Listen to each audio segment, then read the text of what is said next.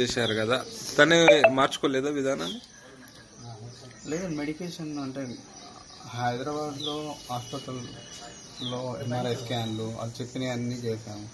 ఇక్కడికి వచ్చిన తర్వాత నిర్మల్లో మనోవైద్యం డాక్టర్ బంగారు సుధీర్ గారు, ఇది న్యూరో సైకియాట్రిస్ట్ అనే దగ్గరికి వెళ్ళాము. కౌన్సిలింగ్ అయ్యింది.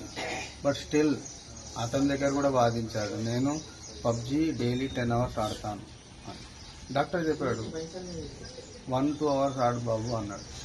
కానీ ఆడు ఇంకేసి అంటే అరగంటగా మాట్లాడతాడు డాక్టర్కి, నాకు 10 hours కావాలి.